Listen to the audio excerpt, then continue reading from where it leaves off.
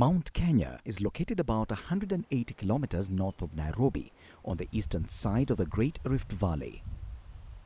It is a broad cone-shaped mountain of volcanic origin with deeply incised V-shaped valleys surrounded by a forest belt.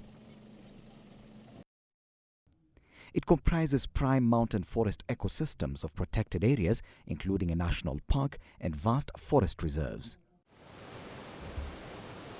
The ecosystem is a key water tower. It provides upper catchments of two main rivers in the country, the Tana and Ewasongiro, that support the country's economic pillars of agriculture, energy and tourism. Indeed, it provides close to half the flow of water into the Tana River, which produces about 50% of the hydro-generated power in Kenya. So crucial is the Mount Kenya ecosystem that UNESCO declared it a World Heritage Site in 1997.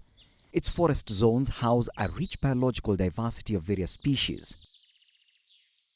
The natural forest is a habitat for several wildlife species, including mammals of international conservation interest and a population of approximately 2,000 forest elephants. The large mammals find refuge in the forest zones, which provide forage, water, and a place to breed. However, the proximity of human settlements and farmlands at the periphery of the forest has had many negative consequences on the forest reserve and ecosystem, wildlife, humans, and their property. Uncontrolled human activities like illegal logging, grazing, and poaching of forest produce have over time led to degradation of sections of the forest reserve. This has undermined the potential of Mount Kenya to provide its services as a water tower, biodiversity conservation habitat, and other environmental services. Consequently, rivers that used to be permanent are at times without water, barely 50 kilometers away from the edge of Mount Kenya forest. Human-wildlife conflict is the interaction between wild animals and human populations with resultant negative impact on people, their resources, and wildlife or its habitat. These conflicts at times result in fatalities on the part of humans or wildlife. Kuna ndovu alitusikia kama tunatelemka na ile njia. Akanyamaza. Katungonja.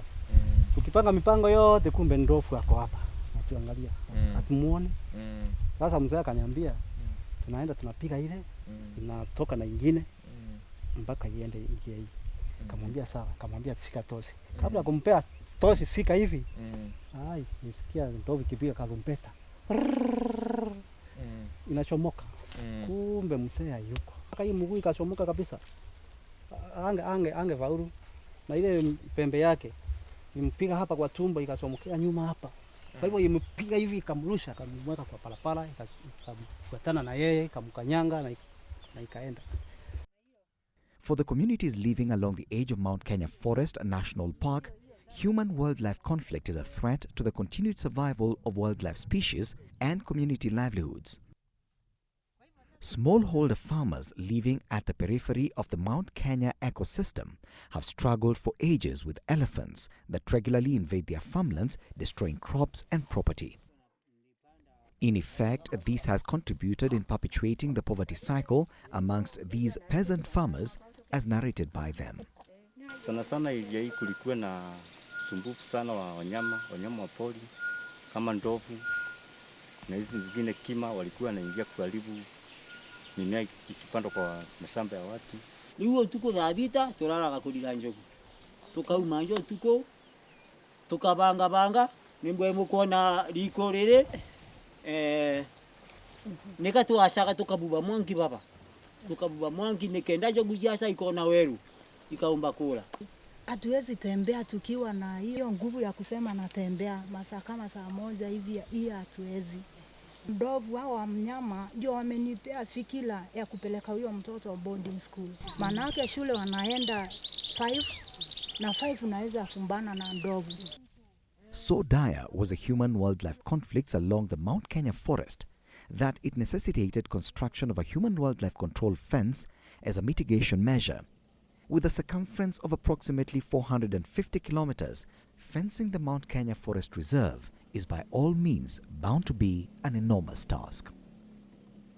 My name is Faith Mudhoni Livingstone.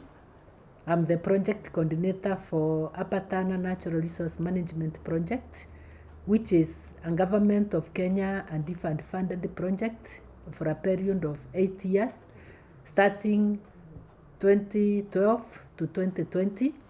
And the project development objectives are two, which is increased food production and incomes for the communities living in the upper catchment of Tana River. And the other one is sustainable management of natural resources for environmental conservation. Among the many activities the project embarked on was to undertake the construction of 60 kilometers of solar electricity fence to control human-wildlife conflict along Mount Kenya Forest on the section between Dhoshi River in Tharaka Nithi County and River Thingithu in Meru County. To accomplish this, and based on existing complementarities, partners for the construction of the fence were enlisted.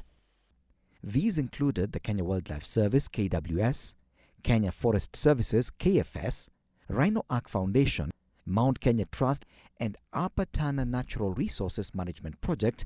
The fence construction project also involved the main beneficiaries, who are the local communities living adjacent to the forest through their community forest associations. For a harmonious engagement between the partners in the project, a fence construction management agreement stipulating the aim of the fence construction and the roles and responsibilities of each partner was developed and signed by the implementing partners. The Tana Natural Resources Management Project was to procure fence material for the fence construction and finance community sensitization meetings. With an organizational philosophy of humans in harmony with habitat and wildlife, the Rhino Ark, in conjunction with the Mount Kenya Trust, financed the operational costs, which included cost of labor, as well as providing tools and equipment for the construction. Over the past 20 years, we have been working through partnership. And Rhino Ark, as a private entity, as a private trust, is providing a platform for public sector and private sector entities to work together. And here, in the case of Mount Kenya, we have been working very closely with a number of key partners, including the Tana Natural Resource Management Project. And the center of the work is actually to build a fence. And the fence around Mount Kenya has a main purpose, is to save the life of the neighboring communities from marauding wildlife, as well as to assist Kenya Forest Service in the better management of the forest resources, together with Kenya Wildlife Service. The Kenya Wildlife Services (KWS) provided the fence design, technical guidance, construction of energizer houses, while the Kenya Forest Services (KFS) coordinated community sensitization for ownership and sustainability. Described as a comprehensive fence, the fence design has 8 strands of wire and a 1-meter mesh called a tight lock at the bottom that prevents burrowing animals from crossing over into farmlands.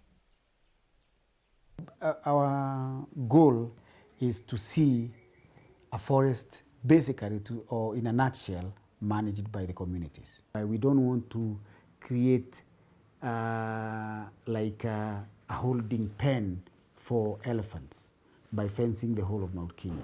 We have been negotiating with communities on the western side of Mount Kenya, and on the northern side of the Mount Kenya, we have an existing corridor whereby wildlife or elephants and other animals can move from Mount Kenya all the way down to Garidare.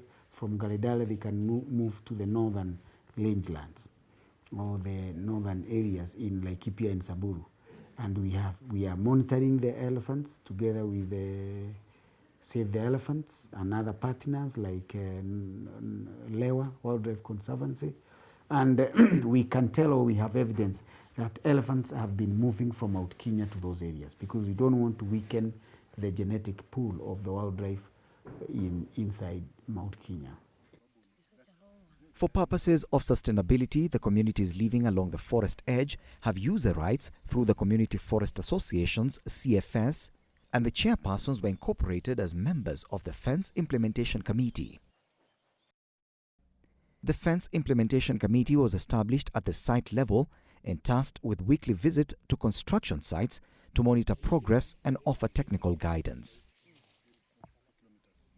Further, for every 4 kilometers of fence constructed, one member of the local community forest association was retained by the Kenya Wildlife Services to maintain, guard and patrol the fence. Kutoka wakati fence iwekwe, sisi hatuoni tukiwa tumefungiwa nje kwa sababu tumeachiwa geti za kwetu tunatumia kuingia kwa msitu, na kwa sababu tunashirikiana na KFS na sioni tukiwa na shinda kwa sababu kuna geti tunatumia kutoa kile kitu tunataka kwa msitu. Ukiwa kwa kikundi utakuwa unaingia kwa msitu bila malipo.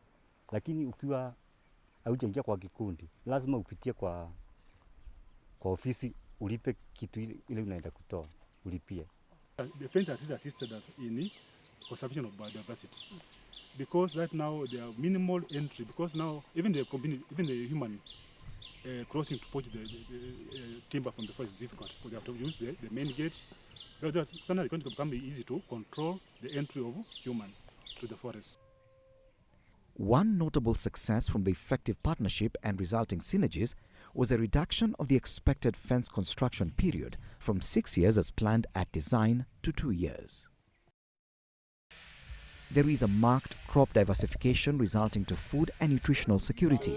There is increased income at the household level and the cost of land has appreciated.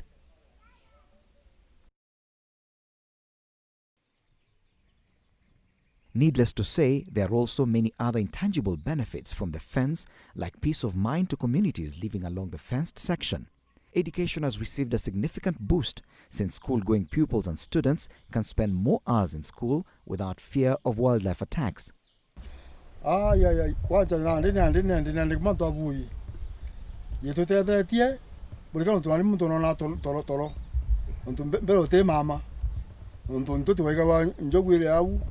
Tutekeza kinya kwa ng'ombe waja na kinya kana kinya kwa ndo na uto tinda na shona uto suikala na shona na u na yuko mama tu ndo yote eteja igitare na dira twanite musiri kilo 5 na tutakatha kinyambi na musiri na mirigi yondo tukatoita, lakini igitare na lito kwa na liwa kana ndo ndo mantu ya kubua ndo tuendelete baka ndo na ya mpoko na le tuenetia mpoka tiribu ya mbere na hiyo na tiribu ya yere na ikwasie na hiyo kwa na le man ya kutabwa baka na ndo utinya ututanga nande na itokuwa na kinyambe cha kesio. Mbeleni tulikuwa na shinda sana, tulikuwa tunasumbuliwa na ndovu. Kama mkiangalia hapa nilikuwa karibu tu na msitu. Mimi nikiwa mama hapa nilikuwa na uzito sana wa kulima. Maana kila wakati nikilima ndovu wanaingia wananiharibia kila kitu. Lakini sasa kupitia project ya hapa Tana wamenisaidia sana. Maana siku hizi nikilima sina tatizo yoyote ile. Napanda mboga. Nafanya intercropping. Kuna wakati napanda hiyo mutiri, nikitoa mutiri napanda viazi, nikitoa viazi napanda mboga, hata mboga zinaninua sana. Hiyo project ya Tana, ningewaambia Mungu awabariki na wazidi kufanya hivyo kwa wale wanapiga kelele njuu hata kwa redio, na kuna wale wanalia kila siku ndovu, waende kwao waweze kusaidika, waweze kulima kama sisi. Kwa hivyo ili tupindi tuvumilie machungu hayo yote, tukae hapa maka Mungu atuonekanie. Na kwa kweli amekuja Mungu. Angalia hapa Tana ameweka waya. Hiyo ndio Mungu tunasemea sisi sasa. Mungu alituonekania sisi. Nishukuru hapa Tana kwa jumla kwa kutufikiria sisi. Clearly, the fence has contributed in a big way towards the conservation, development and sustainable management of the Upper Tana catchment for the socio-economic development of the community living in it and the world at large. Na wakati hii fence iliwekwa, nimeuza ndizi hapa mara mbili. Nikapata angalau shilingi karibu 15,000, lakini furaha yetu ni kuwa ndovu haitatusumbua tena. As Kenya Wildlife Service, we are very pleased with the kind of funding that our donors are giving us, especially the Upper Tana, because of reducing the conflict within the Meru area. So there is enough forage for wildlife, and there is a complete harmony between people and wildlife.